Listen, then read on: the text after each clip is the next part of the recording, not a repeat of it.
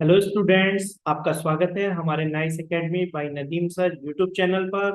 आज हम आपके सिलेबस ओ लेवल के first paper M1R5 IT tools and network basics के इस चैप्टर नंबर 2 ऑपरेटिंग सिस्टम का पार्ट थर्ड वीडियो लेकर आए हैं। इसमें आज हम 51 से लेकर 675 तक के क्वेश्चन आंसर देखेंगे। ये सारे क्वेश्चन एग्जाम में बार बार पूछे जाते हैं। इन्हें पढ़कर आप आसानी से अपना एग्जाम क्लियर कर लोगे। लेकिन याद रहे कि वीडियो को लास्ट तक देखना, सारे क्वेश्चन अटेम्प्ट करना। इस वीडियो में आपको सिर्फ आंसर ही नहीं बल्कि आसान ट्रिक्स और मजेदार स्टोरी भी मिलेंगी, ताकि आप हर कॉन्सेप्ट को आसानी से एग्जाम में याद रख सकें। तो चलिए शुरू करते हैं हमारी लर्निंग जर्नी और देखते हैं आज का पहला सवाल। देखिए, पहला क्वेश्चन है हमारा, operating system is used in. Operating system का यूज खाली जगह में किया जाता है, तो एटीएम कार्ड में, स्मार्ट कार्ड में, कंप्यूटर सिस्टम में या माइक्रोवेव ओवन में। देखिए, आप सोचो, अगर आपके पास एक सुपर कंप्यूटर है और उसके अंदर हाई स्पीड प्रोसेसर है, उसमें बड़ी मेमोरी है, लेकिन उसके अंदर कोई भी ऑपरेटिंग सिस्टम नहीं है, तो क्या वो एक कंप्यूटर काम करेगा? कंप्यूटर बस एक लोहे का डिब्बा है ना, बन के रह जाएगा। ना उससे आप टाइपिंग कर सकते हैं, ना ही प्रिंट निकाल सकते हैं, ना ही उसके अंदर इंटरनेट चलेगा, और ना ही आप उसमें गेम खेल सकते हैं। तो समझ गए होंगे कि आप ऑपरेटिंग सिस्टम क्या करता है, पूरे कंप्यूटर को जगाता है और उसे चलने लायक बनाता है। तो इस क्वेश्चन का सही आंसर है हमारा कंप्यूटर सिस्टम।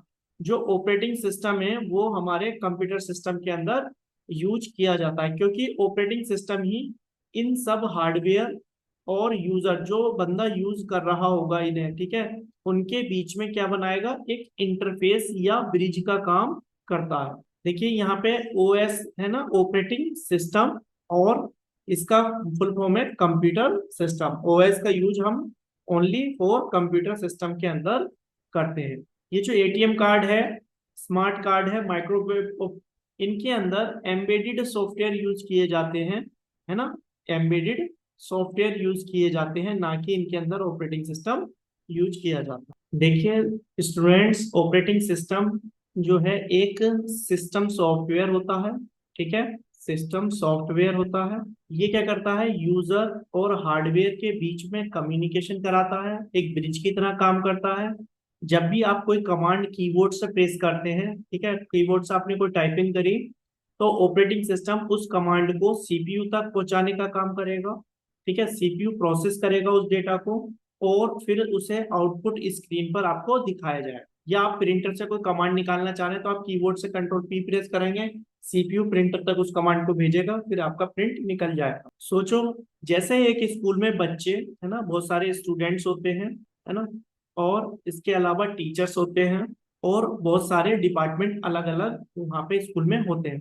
लेकिन अगर प्रिंसिपल नहीं हो, ठीक है, वहाँ पे स्कूल के अंदर अगर प्रिंसिपल नहीं हो तो पूरा सिस्टम गड़बड़ा जाएगा। प्रिंसिपल क्या करते हैं, सभी टीचर्स को मैनेज करते हैं, सभी बच्चों को मैनेज करते हैं कि कौन से टीचर कौन से क्लास की क्लास लेंगे, कब एग्जाम होगा, कब छुट्टी होंगी। ठीक उसी तरह ऑपरेटिंग सिस्टम कंप्यूटर का क्या होता है, प्रिंसिपल होता है। सारी डिवाइसेस को, सारे रिसोर्सेज को मैनेज करने का काम ऑपरेटिंग सिस्टम का होता है। तो स्टूडेंट्स, अब समझ आ गया होगा आपको कि ऑपरेटिंग सिस्टम सिर्फ कंप्यूटर सिस्टम में ही यूज होता है, ठीक है। अब अगले सवाल पर चलते हैं, कॉपी पेस्ट वाली दुनिया का जादू समझने। देखिए नेक्स्ट क्वेश्चन है आपकी स्क्रीन पर, if you copy and paste a file. यदि आप किसी फाइल को कॉपी करते हैं और पेस्ट करते हैं तो इसका मतलब क्या होता है। आप इमेजिन करो, आपने अपने दोस्त को एक इंपॉर्टेंट फोटो देना है। आप सोचते हो ओरिजिनल फोटो कहीं खो ना जाए, तो आप क्या करते हो, सिंपल एक उसकी कॉपी करा लेते हो, ठीक है। यहाँ पे ये आपका ओरिजिनल फोटो है और आपने क्या करा, उसका एक फोटो कॉपी दूसरा बनवा लिया, ठीक है, फोटो कॉपी बनवा ली। तो जब हम कॉपी करते हैं और उसे पेस्ट करते हैं तब क्या होता है। अब जो आपने इसकी कॉपी बनवाई है, ठीक है, फोटो कॉपी, वो फोटो कॉपी आप अपने दोस्त को दे देते हैं, ठीक है। जो ओरिजिनल है वो आपके पास सेव रहती है, आपके पास सेफ रहती है, और उसकी जो फोटो कॉपी है उसे आप अपने दोस्त को दे देते हो। ठीक उसी तरह कंप्यूटर के अंदर भी जब भी आप कोई फाइल को कॉपी करते हो, ठीक है, तो वो ओरिजिनल सेम रह जाती है, और उसका जो पेस्ट करा हुआ वाला पार्ट है, जो फोटोकॉपी है, वो अलग हो जाती है, ठीक है, उसकी एक नई डुप्लीकेट बन जाती है। क्या बन जाती है? डुप्लीकेट बन जाती है। तो यहाँ पे देखिए, the original file is delete, तो ओरिजिनल फाइल तो सेफ रहती है ना, तो ये ऑप्शन हमारा क्या हो जाएगा? गलत हो जाएगा। द ओरिजिनल फाइल रिमूव, तो ओरिजिनल फाइल तो सेव रहेगी, है ना, चेंज भी नहीं होगी, तो ये भी गलत हो जाएगा। The original file remain unchange, ये बात बिल्कुल सही है, वो ओरिजिनल फाइल अनचेंज रहती है। And new file is not created, तो ये बात गलत है। क्यों? क्योंकि फोटोकॉपी जो है, जब हम उसे पेस्ट करेंगे तो नई फाइल बन जाएगी। The original file remain unchange and copy file is created, ये बात बिल्कुल सही है। इसका राइट आंसर हो जाएगा डी। जो ओरिजिनल फाइल है वो बन जाएगी, है ना, ओरिजिनल फाइल ऐसे ही रहेगी, उसकी एक डुप्लीकेट फाइल हमारी बन जाएगी, कॉपी ऑफ फाइल क्रिएटेड हो जाएगी, ठीक है। ओरिजिनल ऐसी रहेगी, उसमें कोई चेंजेस नहीं हो। देखिए, कॉपी पेस्ट का क्या मतलब होता है? कॉपी पेस्ट का मतलब होता है डेटा को डुप्लीकेट करना। हम क्या कर रहे हैं यहाँ पे? डेटा को डुप्लीकेट कर रहे हैं, उसकी कॉपी बना लेते हैं, ठीक है। डेटा को डुप्लीकेट करना, ताकि हम ओरिजिनल फाइल को सेफ रख सकें और उसको मल्टीपल जगह पे उसका यूज कर सकें। इसको कैसे करते हैं हम? आप माउस से राइट क्लिक करोगे, ठीक है, अपनी डेस्कटॉप पर राइट क्लिक करोगे। जैसे ही आप राइट क्लिक करोगे तो यहाँ पे लिस्ट निकल के आती है बहुत सारे, यहाँ पे आपको कॉपी का ऑप्शन मिल जाएगा। तो आप अपने जो भी फाइल है, कॉपी करने के लिए सबसे पहले उस फाइल को आपको सिलेक्ट करना होगा, ठीक है, फिर उसका आप पेस्ट करके, है ना, पेस्ट करने के बाद आप उसको उसकी डुप्लीकेट कॉपी बना सकते हो। देखिए, इसे कहानी के माध्यम से मैं समझाने की कोशिश करता हूँ। बहुत आसान सा है, हर कोई जानता है। कॉपी, कट, पेस्ट, ये तीन चीजें चलती हैं। कॉपी की जो शॉर्टकट की होती है वो हमारी कंट्रोल सी होती है, ठीक है, इसकी कॉपी की कई बार शॉर्टकट की पूछी जाती है। कट में आ जाएगी कंट्रोल एक्स, और पेस्ट में, अब ये जो है पी ना करके क्या आती है? वी आती है, क्योंकि एक्स से कट हो जाता है, सी से कॉपी, और वी से हो जाएगा हमारा पेस्ट। ये तीनों जो है कीवर्ड में एक साथ आपको देखने को मिलेंगे। नीचे जेड आएगा पहले, फिर एक्स, फिर सी, फिर वी। तो एक्स से कट होता है, सी से कॉपी होता है, वी से इन दोनों को पेस्ट कर दिया जाता है। ये शॉर्टकट की होती है। आप लोग सोचो, आपकी क्लास की नोटबुक है, ठीक है, आपके पास कोई एक नोटबुक है, आप टीचर को ओरिजिनल नोटबुक नहीं देना चाहते, तो इस डर से कि आपकी क्लास में कहीं नोटबुक खो ना जाए, तो आप उसकी क्या करते हो? एक फोटो कॉपी करवा लेते हो। अब टीचर को जो दे रहे हो वो आप फोटो कॉपी वाला, है ना, डुप्लीकेट फाइल दे देते हो, आपके पास ओरिजिनल सेव है। यही एग्जैक्ट काम कंप्यूटर के अंदर कॉपी पेस्ट करते हैं। आपको ये बात क्लियर हो गई होगी कि कॉपी पेस्ट कभी भी ओरिजिनल को डिलीट नहीं करते हैं, बस क्या करते हैं? नई फाइल उसकी डुप्लीकेट बना देते हैं। अब हम अगले सवाल में चलते हैं, जहां हम स्क्रीन रिजोल्यूशन को एक्सप्लोर करेंगे कि कौन सा रिजोल्यूशन वैलिड होता है और कौन सा नहीं होता। देखिए, कंप्यूटर के अंदर अगला सवाल है हमारा कि कौन सा स्क्रीन का जो रिजोल्यूशन है वो वैलिड नहीं है, नोट अ वैलिड। देखो यहाँ पे ऐसे क्वेश्चन में आपको नोट को बहुत ध्यान से देखना है कि which is not a valid resolution of a screen. तो सबसे पहले मैं रिजोल्यूशन की बात कर लेता हूँ कि रिजोल्यूशन होता क्या है। देखिए, जो स्क्रीन है उसकी जो क्लियरिटी है, ठीक है, उसका जो साइज है, उसकी बात हो रही है यहाँ। आपने सुना होगा कि जो 1920 है ना, अगर आप यूट्यूब के कोई थंबनेल या यूट्यूब के लिए कोई वीडियो बनाते हैं तो इसका रिजोल्यूशन रखते हैं हम 1920 बाई 180। और अगर इंस्टाग्राम वगैरह की रील बनाते हो आप, तो आप रखते हो 180, है ना, 1080 मल्टीप्लाई 1920। तो ये रिजोल्यूशन चलते हैं, ठीक है। तो इसमें आपको चार रिजोल्यूशन दिए हैं, तो इसमें से पूछा कि कंप्यूटर की जो स्क्रीन है उसका वैलिड रिजोल्यूशन कौन सा नहीं होता। तो देखिए, जैसे ही आप कंप्यूटर पे राइट क्लिक करेंगे, ठीक है, इसको हम चेक कहाँ से करेंगे, मैं आपको दिखा देता हूँ। यहाँ पे आप कंप्यूटर स्क्रीन पे जाएंगे और डिस्प्ले सेटिंग में जाएंगे, राइट क्लिक करेंगे, यहाँ पे डिस्प्ले सेटिंग में जाएंगे, और डिस्प्ले सेटिंग में जाने के बाद आप नीचे यहाँ पे आएंगे।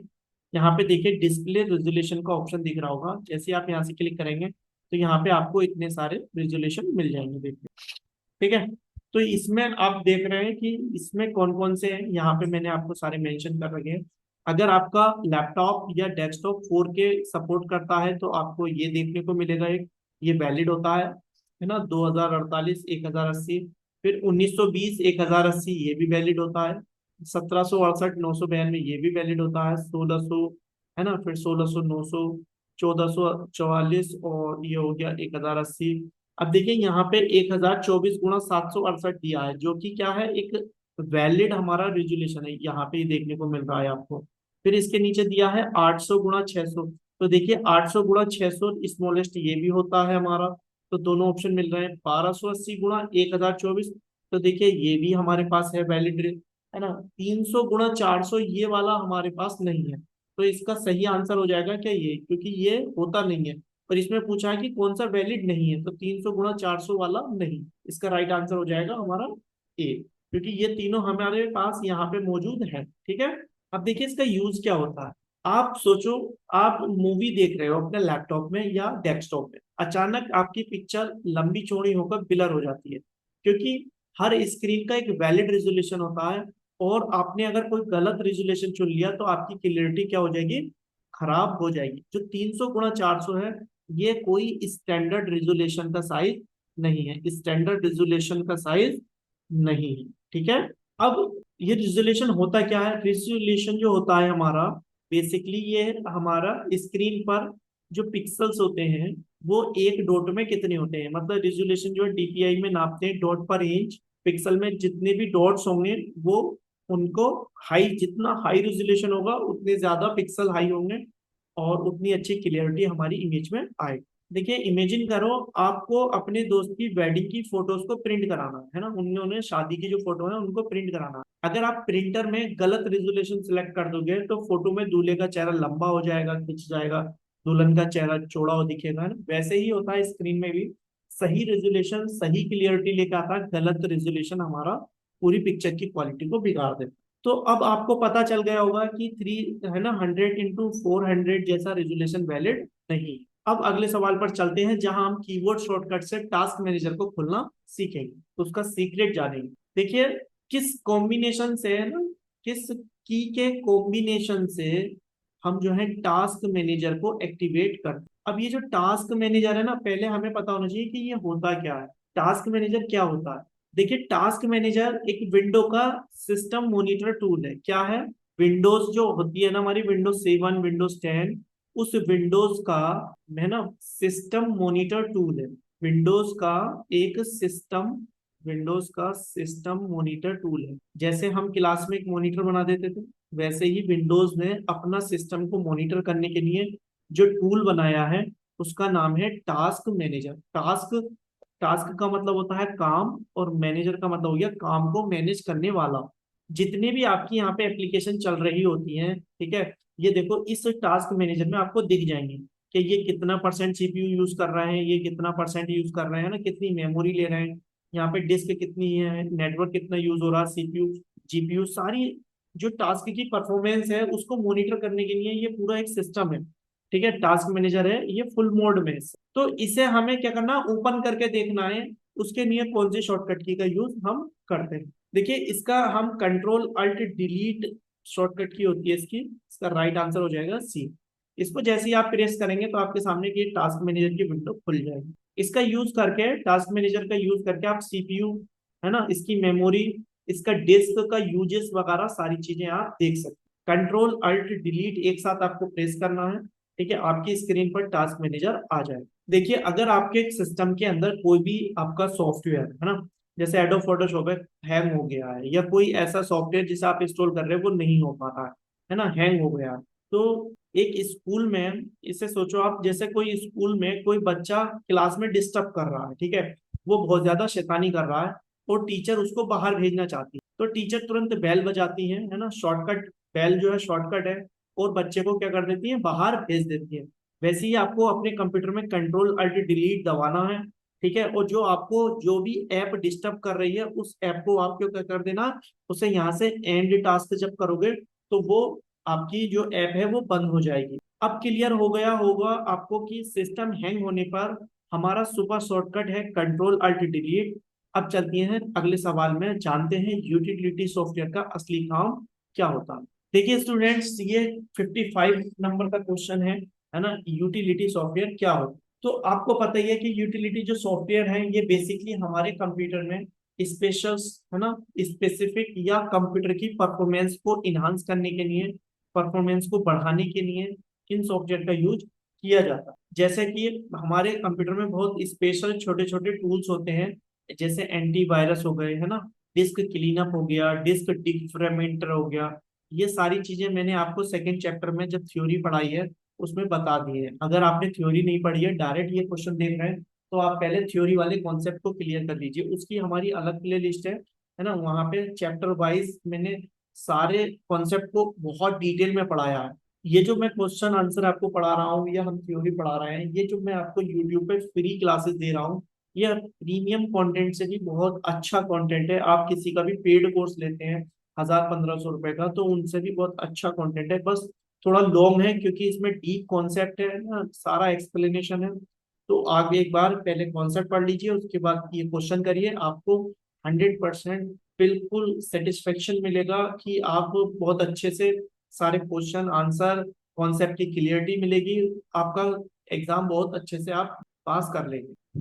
तो ये जो यूटिलिटी सॉफ्टवेयर होते हैं, ठीक है, ये ना तो फुल एप्लीकेशन सॉफ्टवेयर होते हैं जैसे MS Word, Excel, PowerPoint, और ना ही ये ऑपरेटिंग सिस्टम होते हैं। लेकिन ये ऑपरेटिंग सिस्टम की क्या करते हैं, उसको स्ट्रॉन्ग बनाते हैं, कंप्यूटर की हेल्थ को मॉनिटर करते हैं। तो इसे बेसिकली हम क्या कहेंगे, part of the system software. ये जो है सिस्टम सॉफ्टवेयर का ही पार्ट होते हैं यूटिलिटी सॉफ्टवेयर। अब इसे याद रखने की मैं एक ट्रिक बता देता हूँ आपको, क्योंकि यूटिलिटी सॉफ्टवेयर कई बार एग्जाम में पूछा जाता है। यहाँ पे लिखा हुआ यूटिलिटी, ठीक है, यूटिलिटी, यूजफुलनेस, यूजफुलनेस, ठीक है, कंप्यूटर को साफ सुथरा रखने और सेफ रखने वाले यूजफुल सॉफ्टवेयर, ठीक है। बेसिकली आप इसे क्या कह सकते हो, ये कंप्यूटर का डॉक्टर होते हैं। क्या होते हैं, कंप्यूटर का डॉक्टर होता है यूटिलिटी सॉफ्टवेयर, कंप्यूटर के डॉक्टर। क्योंकि एंटीवायरस है, अगर हमारे कंप्यूटर में वायरस आ गया, जैसे हमें वायरल फीवर हो जाता है या कोरोना वायरस था, तो हमें कौन बचा रहा था, डॉक्टर बचा रहा था। वैसे ही अगर कंप्यूटर के अंदर कोई वायरस आ गया तो वहां पे एंटीवायरस बचाएगा, या ये यूटिलिटी सॉफ्टवेयर ही इसको बचाते हैं। देखिए अब इमेजिन करो, जैसे हम इंसानों को हेल्दी रहने के लिए डॉक्टर के द्वारा चेकअप कराने के लिए जाना होता है ना, तो डॉक्टर चेकअप करते हैं, फीवर चेक करते हैं, मेडिसिन देते हैं, ब्लड प्रेशर देखते हैं। ठीक उसी तरह यूटिलिटी जो सॉफ्टवेयर है हमारे, इन ये कंप्यूटर का ही डॉक्टर है। जब पीसी स्लो हो जाता है, हमारा कंप्यूटर स्लो वर्क कर रहा होता है, ठीक है, तो हम क्या करते हैं, डिस्क क्लीन कर लेते हैं। अगर हमारे इसके अंदर वायरस आ जाते हैं तो हम एंटीवायरस है उसको एक बार स्कैन कर लेते हैं, है ना। फाइल ज्यादा जगह घेर रही है तो उसके लिए हम फाइल कंप्रेशन सॉफ्टवेयर का यूज कर लेते हैं। तो आपको समझ आ गया होगा कि यूटिलिटी सॉफ्टवेयर कंप्यूटर के डॉक्टर हैं, और ये सिस्टम सॉफ्टवेयर का क्या होते हैं, पार्ट होते हैं। ठीक है, देखते हैं अगला सवाल, उसमें सॉफ्टवेयर स्पेसिफिक काम के लिए कौन से सॉफ्टवेयर क्या कहलाते हैं। ठीक है, बढ़ते हैं नेक्स्ट क्वेश्चन की तरफ। देखिए software design for specific purpose, specific purpose के लिए जो डिजाइन किए गए सॉफ्टवेयर हैं उन्हें हम क्या कहते हैं।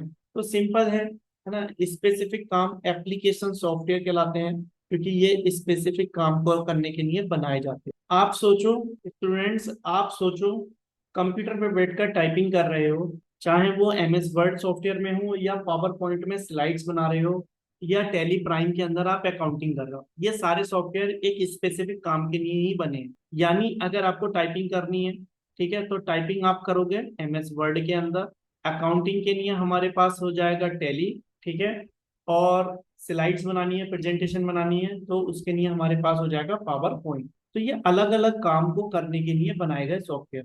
और जब अलग अलग काम को करने के लिए जो सॉफ्टवेयर होते हैं उन्हें हम एप्लीकेशन सॉफ्टवेयर कहते हैं।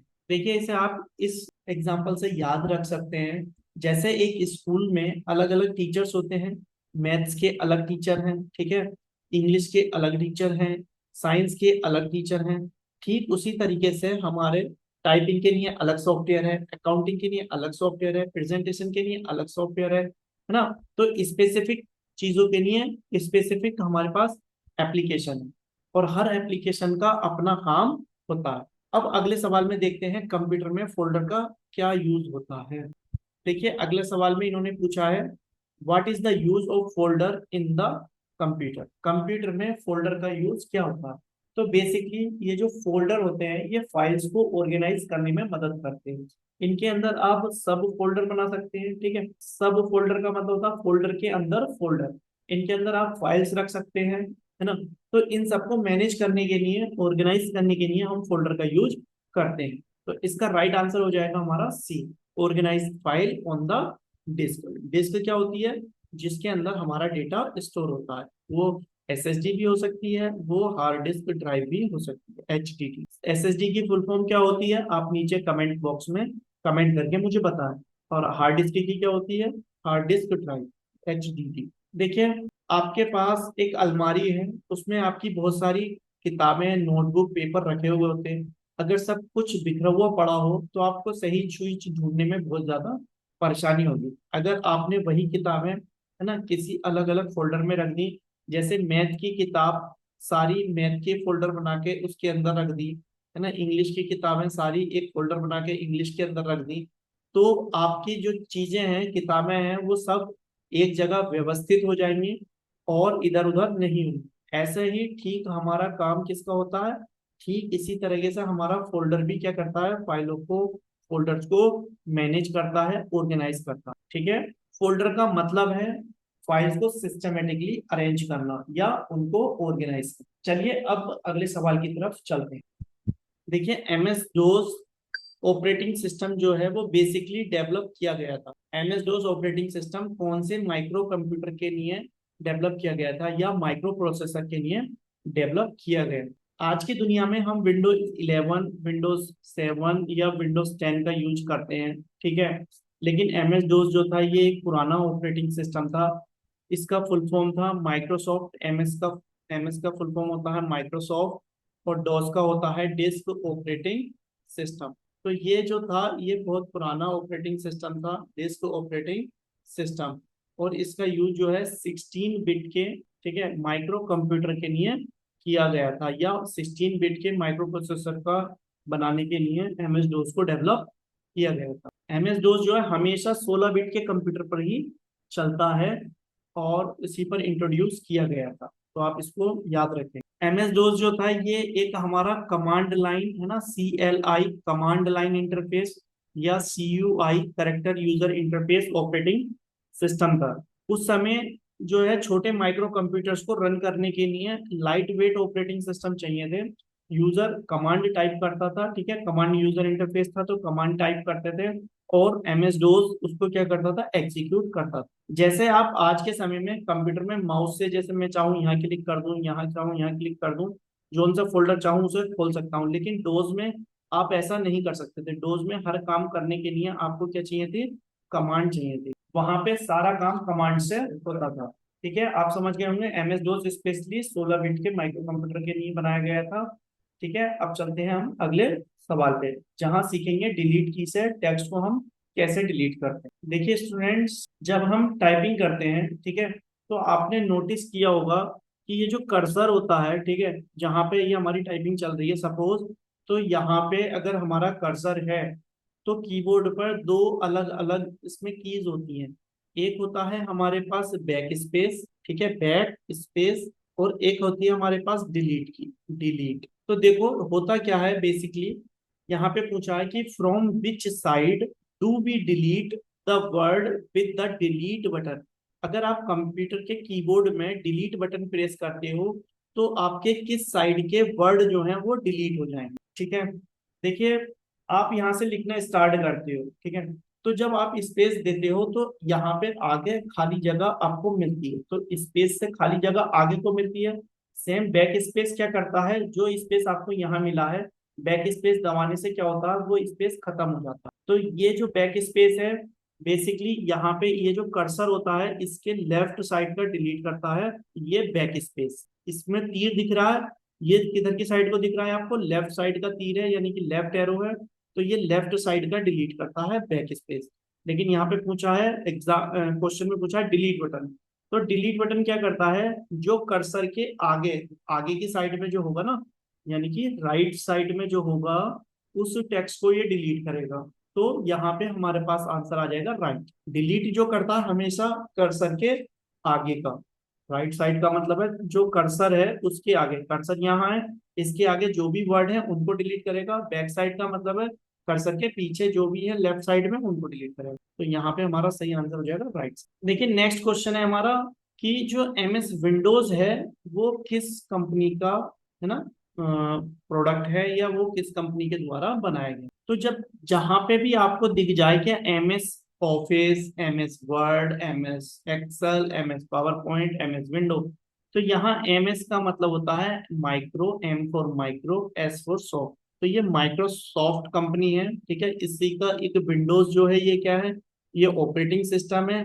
MS एक्सेल क्या है, वो एक एक्सेल का सॉफ्टवेयर है। वर्ड एक वर्ड प्रोसेसिंग सॉफ्टवेयर है ना। तो ये माइक्रोसॉफ्ट कंपनी के द्वारा बनाया गया ऑपरेटिंग सिस्टम, ठीक है। नेक्स्ट क्वेश्चन देखते हैं हम। नेक्स्ट क्वेश्चन है हमारे पास, do not have picture file extension in the following, कि इनमें से निम्नलिखित में से कौन सी पिक्चर की फाइल एक्सटेंशन नहीं है। तो देखिए पिक्चर की जो फाइल एक्सटेंशन है डॉट गिफ ये होती है, इसमें पूछा है नहीं होती है ना, नहीं होती है।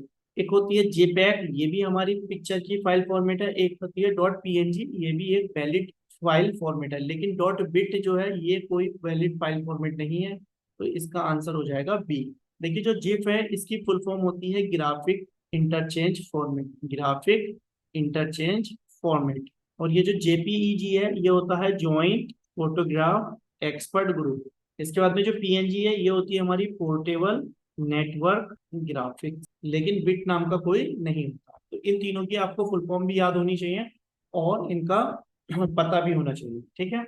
अब चलते हैं हम नेक्स्ट क्वेश्चन की तरफ। नेक्स्ट क्वेश्चन में पूछा गया है कि निम्नलिखित में से कौन से सिंबल का यूज आप फाइल नेम में नहीं कर सकते, नोट यूज नहीं कर सकते काय में फाइल का नाम लिखते हुए। देखिए गाइस जब भी आप कोई फाइल बनाते हैं, ठीक है, सपोज आपने कोई रिज्यूम बनाया, तो आपने लिखा रिज्यूम, ठीक है। अब वो नदीम का रिज्यूम है तो नदीम लिख दिया। अब इसके साथ आप यहाँ पे एट द रेट, है ना, स्टार या एक्सक्लेमेशन मार्क या हैश, निम्नलिखित में से कौन सा सिंबल यूज नहीं कर सकते। तो देखिए आप जो है एस्ट्रिक सिंबल का यूज नहीं कर सकते, क्योंकि जब भी आप इसको कंप्यूटर में आप अपनी फाइल सेव करना, ठीक है, और उसमें यहाँ पे, ठीक है, क्या करना, नदीम, और यहाँ पे एक एस्ट्रिक मार्क लगा देना और उसको सेव करने की कोशिश करना। तो कंप्यूटर क्या करेगा, आप जैसे ही इसे सेव करोगे तो एक एरर रेज करेगा, ठीक है, और उसमें बोलेगा कि आप इन सिंबल को यूज नहीं कर सकते, ठीक है, आप फाइल नाम में इसका यूज नहीं कर सकते। इसके अलावा आप फॉरवर्ड स्लेश, बैकवर्ड स्लेश, है ना, क्वेश्चन मार्क और लेस देन, ग्रेटर देन, इनका भी यूज नहीं कर सकते हो, ठीक है। आप एट द रेट कर सकते हो, एक्सक्लेमेशन कर सकते हो, हैज कर सकते हो, लेकिन ये नहीं कर सकते। देखिए इमेजिन करो जैसे आप एग्जाम देने गए हो, एग्जाम में आपको पेन जो अलाउड होते हैं वो ब्लू और ब्लैक ही अलाउ होते हैं, ठीक है। आप ब्लू से लिख सकते हो और ब्लैक से लिख सकते हो, लेकिन आप रेड पेन से नहीं लिख सकते। क्यों? क्योंकि रेड पेन और ग्रीन पेन जो है वो टीचर्स के लिए रिजर्व होते हैं। वैसे ही कंप्यूटर में कुछ सिंबल्स जो हैं वो अलाउ होते हैं, और एस्ट्रिक, इसे जो है ये वाला जो है इसे हम क्या बोलते हैं, एस्ट्रिक। कभी अगर नाम आ जाए तो इसका नाम याद रखना, एस्ट्रिक मार्क है ये, और सिस्टम के लिए अलग काम में ये रिजर्व रहता है, ठीक है, स्टार बना हुआ एस्ट्रिक। चलिए अब अगले सवाल की तरफ चलते हैं। यहाँ पे पूछा है कि वायरस किस तरह एक कंप्यूटर से दूसरे कंप्यूटर में फैलता है। A virus can spread to another computer. आपने कोरोना वायरस के बारे में तो सुना ही होगा, जैसे वो एक इंसान से, ठीक है, दूसरे इंसान में क्या हो रहा था, स्प्रेड हो रहा था कांटेक्ट में आने से, नेटवर्क के जरिए, वैसे ही कंप्यूटर वायरस भी फैलते हैं। कंप्यूटर वायरस कई तरीके से फैल सकते हैं। जैसे आपने कोई इन्फेक्टेड फाइल है, USB ड्राइव आती है जो पेन ड्राइव होती है, PD, उनके द्वारा, या आपने कोई फाइल ईमेल के द्वारा भेजी और सामने वाले व्यक्ति ने उसे डाउनलोड कर लिया, ठीक है।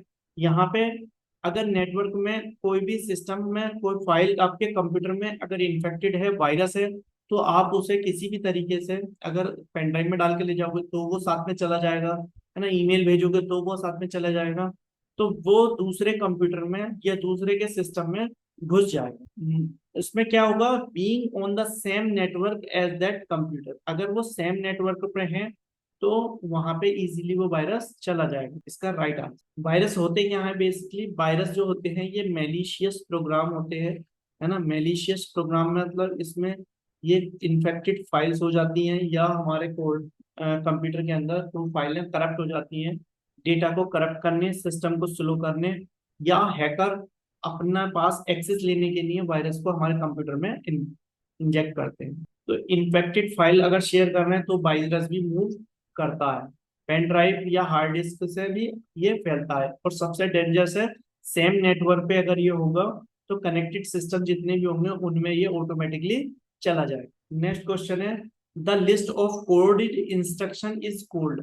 जो हमारे पास कोड लिखे हुए होते हैं, इंस्ट्रक्शन है ना, जो हम कोड लिखते हैं उसे क्या कहते हैं? तो जो कोड होते हैं बेसिकली उन्हें हम क्या कहते हैं? प्रोग्राम कहते हैं। इसका राइट आंसर है कंप्यूटर प्रोग्राम। अगर आपको टीचर आप एग्जाम में सवाल दे और आप उसे स्टेप बाय स्टेप सारे सॉल्यूशन लिखेंगे तो वे आपका आंसर क्या बन जाएगा? प्रोग्राम बन जाएगा।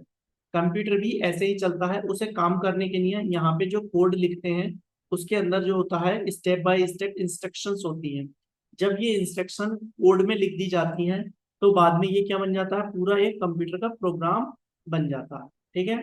नेक्स्ट क्वेश्चन है हमारे पास, source code is available to view, modify and redistributed. तो जो सोर्स कोड अगर आप उसे देख सकते हैं, उसको मॉडिफाई कर सकते हैं और रीडिस्ट्रीब्यूट कर सकते हैं, तो ऐसे सोर्स कोड को हम ओपन सोर्स कहते हैं। ओपन सोर्स का मतलब क्या होता है कि जो आपने कोड लिखा है, जैसे लाइनक्स ऑपरेटिंग सिस्टम है, तो लाइनक्स ऑपरेटिंग सिस्टम कैसा ऑपरेटिंग सिस्टम है? ये एक ओपन सोर्स ऑपरेटिंग सिस्टम है। इसके सोर्स कोड को, जो कोड इसका मेन कोड होता है ना, उसे सोर्स कोड कहते हैं, जिसमें कोडिंग की गई है। मेन कोड को क्या कर रहा है आप देख भी सकते हैं, उसको मॉडिफाई भी कर सकते हैं और दूसरे रीडिस्ट्रीब्यूट भी कर सकते हैं। नेक्स्ट क्वेश्चन है हमारे पास, किस software required to run the hardware. वो कौन सा सॉफ्टवेयर है या उसे किस नाम से जानते हैं जो जिसकी रिक्वायर्ड हमें हार्डवेयर को रन करने के लिए होती है? तो देखिए, जब ऐसे सॉफ्टवेयर को हम डिवाइस ड्राइवर कहते हैं। डिवाइस ड्राइवर की हमें रिक्वायरमेंट होती है जब हम उसे कनेक्ट करते हैं। जैसे हमारे पास सीपीयू है और हमें इससे प्रिंटर को कनेक्ट करना है। ठीक है, तो प्रिंटर तब तक काम नहीं करेगा जब तक प्रिंटर का ड्राइवर नहीं इंस्टॉल हो जाएगा। तो ये प्रिंटर क्या है? एक डिवाइस है और इसका जो सॉफ्टवेयर है डिवाइस ड्राइवर कहलाता है। ठीक है, ड्राइवर की हमें रिक्वायरमेंट रहती है। चलिए देखते हैं नेक्स्ट क्वेश्चन, कि which of the following is application software. निम्नलिखित में से कौन सा एक एप्लीकेशन सॉफ्टवेयर है? तो देखिए, जो कंपाइलर है, ये कंपाइलर होते हैं हमारे सिस्टम सॉफ्टवेयर। ये कैसे सॉफ्टवेयर होते हैं? सिस्टम सॉफ्टवेयर होते हैं। डीबगर, ये क्या करते हैं? ये बग को ढूंढने का काम करते हैं। ऑपरेटिंग सिस्टम भी हमारे कैसे सॉफ्टवेयर है? सिस्टम सॉफ्टवेयर है। लेकिन इसके अंदर ये जो है हमारा पावर पॉइंट, ये हमारा एप्लीकेशन सॉफ्टवेयर है। ठीक है, इसे शॉर्ट में हम क्या कहते हैं? Apps. Application S for software, apps. तो ये हमारी प्रेजेंटेशन बनाने के काम में आता है। पावर पॉइंट जो है क्या है? प्रेजेंटेशन बनाने के लिए एक एप्लीकेशन सॉफ्टवेयर। चलिए अगले सवाल पर चलते हैं, उसमें जानेंगे हम जहाँ किस सिस्टम सॉफ्टवेयर क्या होता है, कौन सा होता है। देखिए, निम्नलिखित क्वेश्चन में आपको चार आंसर दिए गए हैं। आपको इसमें बताना है कि which of the following system software, निम्नलिखित में से कौन सा सिस्टम सॉफ्टवेयर है। तो देखिए, वर्ड जो है ये एप्लीकेशन सॉफ्टवेयर है, तो इसे मैं शॉर्ट में लिख सकता हूँ एप्स। एक्सेल भी एक एप्लीकेशन सॉफ्टवेयर है। ठीक है, और टैली भी हमारा क्या है? एक एप्लीकेशन सॉफ्टवेयर है। तो यहाँ पे तीन जो दिए गए हैं ये तीनों एप्लीकेशन सॉफ्टवेयर है। बचा क्या? लाइनेक्स। लाइनेक्स कैसा सॉफ्टवेयर है हमारा? ये ओपन ऑपरेटिंग सिस्टम है। और ये कैसा होता है? ओ एस एस होता है। मतलब लाइनेक्स जो है ऑपरेटिंग सिस्टम एक ओपन सोर्स सॉफ्टवेयर है। ठीक है, कैसा सॉफ्टवेयर है? ये open source software. Open source का मतलब होता है कि आप इसे फ्री में डाउनलोड कर सकते हैं, फ्री में चला सकते हैं। नेक्स्ट क्वेश्चन में पूछा है कि which of the following is not operating system. निम्नलिखित में से कौन सा ऑपरेटिंग सिस्टम नहीं है? देखिए, जो एंड्रॉइड है ये हमारा मोबाइल का ऑपरेटिंग सिस्टम है। ठीक है, मोबाइल ऑपरेटिंग सिस्टम के नाम से जाना जाता है। और ये जो बनाया है इसे गूगल कंपनी के द्वारा बनाया गया। मैक जो है, मैक ये एप्पल कंपनी के द्वारा बनाया हुआ ऑपरेटिंग सिस्टम। ठीक है, एप्पल कंपनी के द्वारा बनाया गया ऑपरेटिंग सिस्टम है। इसका पूरा नाम होता है मैक ओएस। सैमसंग जो है, यहाँ पे सैमसंग एक मोबाइल और लैपटॉप इलेक्ट्रॉनिक प्रोडक्ट बनाने वाली कंपनी है, ना कि एक ऑपरेटिंग सिस्टम। तो इसमें पूछा है नोट ऑपरेटिंग सिस्टम, इसका सही आंसर हो जाएगा सैमसंग। लाइनेक्स कैसा है? ये भी एक ऑपरेटिंग सिस्टम है, जीयूआई बेस्ड ऑपरेटिंग। नेक्स्ट है हमारे पास टैली क्या है? तो देखिए, टैली एक हमारा एप्लीकेशन सॉफ्टवेयर है। ठीक है, टैली क्या है? एक हमारा एप्लीकेशन सॉफ्टवेयर है। ये बेसिकली अकाउंटिंग, जो स्टूडेंट्स होते हैं, जितनी भी हमारी कंपनी फर्म होती हैं, उनमें अकाउंटिंग का जो काम होता है टैली सॉफ्टवेयर के अंदर किया जाता है। टैली को टैली कंपनी के द्वारा, प्राइवेट लिमिटेड के द्वारा बनाया गया है और ये 100 से ज्यादा देशों में चलता है। तो ये बहुत ही अच्छा हमारा अकाउंटिंग सॉफ्टवेयर है। अगर आप अकाउंटिंग फील्ड में जाना चाहते हैं तो आप टैली को जरूर सीखें, ठीक है। सबसे ज्यादा कंपनी में अकाउंट को मैनेज करने के लिए यूज किया जाने वाला एप्लीकेशन सॉफ्टवेयर है। नेक्स्ट क्वेश्चन देखते हैं। Consist of set of instruction, मतलब सेट ऑफ इंस्ट्रक्शन से मिलकर क्या बनता है। तो देखिए प्रोग्राम जो होता है ना, प्रोग्राम जो सर हम सॉफ्टवेयर कहते हैं, program consist of set of instruction. Instruction के सेट को हम बेसिकली प्रोग्राम कहते हैं, या प्रोग्राम सेट ऑफ इंस्ट्रक्शन से मिलकर बना। नेक्स्ट क्वेश्चन है हमारे पास O S F. O S F का फुल फॉर्म होता है ओपन सॉफ्टवेयर फाउंडेशन। अब ओपन सॉफ्टवेयर फाउंडेशन है ना, ओपन सोर्स वाले जो सॉफ्टवेयर है उनके लिए एक फाउंडेशन बनाया गया है जिसे हम ओपन सॉफ्टवेयर फाउंडेशन कहते हैं। देखिए जानते हैं इंटरनेट एक्सप्लोरर किसके साथ में फ्री में आता था। देखिए internet explorer comes along with किसके साथ आता था, तो इंटरनेट एक्सप्लोरर जो आता था वो विंडोज के समय आता था। विंडोज 1995 ईस्वी में माइक्रोसॉफ्ट कंपनी के द्वारा जो विंडोज आई थी उसके साथ में इंटरनेट एक्सप्लोरर को लॉन्च किया गया था।